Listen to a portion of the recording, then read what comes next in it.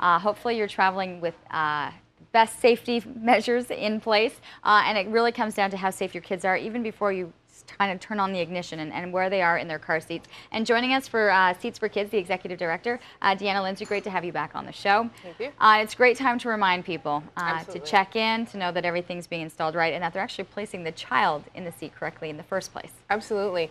Car seats aren't something that you can just do once and then every time you get in the car, just throw the kid in the car. You have to check them every time. You have to change the harness system every time. You have to tighten, loosen, make sure the children are sitting properly.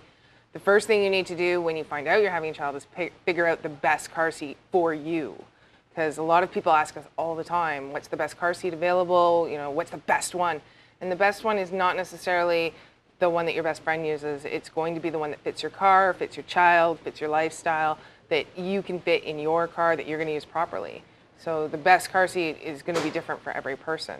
Yeah, my big thing was which one was going to be able to hang on the arm when you're carrying them. And there's so many factors that come into that. How heavy is this car seat? How heavy is it going to be? And then, of course, we're going to talk about the placement in the car, but let's talk about the placement of the child. Absolutely. So for rear-facing babies, and we do want babies to be rear-facing, babies and children rear-facing as long as absolutely possible. There are seats on the market now that go to 45 pounds rear-facing, which is feasibly a 5-year-old, depending on the size of your child.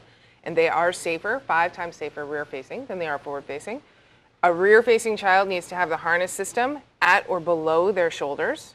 It needs to be really snug. I mean, if your child stops breathing, it's obviously a little tight, right? But you don't want their body to be able to come forward.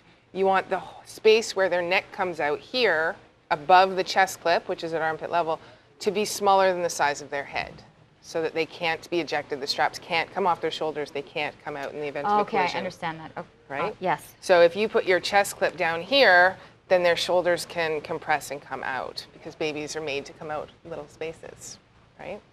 So very little spaces. Very little spaces, yeah. See, I knew that would kick in there for a sec. So you want to tighten and loosen the harness straps every single time. If your baby is wearing a sweater today and a t-shirt tomorrow, it needs to be tighter tomorrow.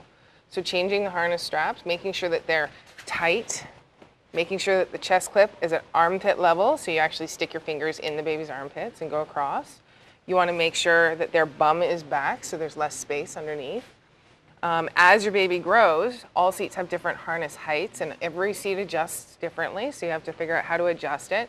You're not, for a rear-facing child, you want them at or below, so you're not going to raise it to the next level until their shoulders are above the next level, right? Understand. Absolutely. And then, you know, you think you're getting through all of that correctly, and then finally they have movement, they can talk, they can tell you they're uncomfortable. Yep. They're excited when they get out of these seats, and then, you know, this is like the big, moving into the big seat. What should we be looking at? Because at this point, I'm knowing that they can actually already buckle themselves in. What are the things I should recognize? Well, we want kids to be rear-facing as long as possible, right? And then they go forward-facing in a 5-point restraint. And there are seats on the market that go to 65 pounds as a 5-point restraint, which could be a 6, 7, or even an 8-year-old with a 5-point harness. And then they go into a booster seat. So children shouldn't go into a booster seat until they're emotionally mature enough to understand that they can't throw their shoes at you, they can't take their seatbelt off whenever they want. If they fall asleep in the seat, that they're not going to fall forward and have their head hit their knees, right? They need to understand that even though it's a booster seat with a shoulder belt, they have to sit properly the entire time. So you want to get a seat that's going to fit your child, fit your car, that you're going to use properly. This one has red spots that show very clearly where the seatbelt is supposed to go. So the seatbelt doesn't go through here, it goes across here where the children's hips are. It raises and lowers for height, for a really tall child or a really shorter child. It has padding that comes out in case you have a child who needs a little bit more shoulder space. Right? It has some booster seats are just the bottom portion. Some have the top. Okay. Well, we'll be able to chat with this because we're going to be taking everything outside and then placing things actually in the car. So we'll have more with the Seats for Kids coming your way after this.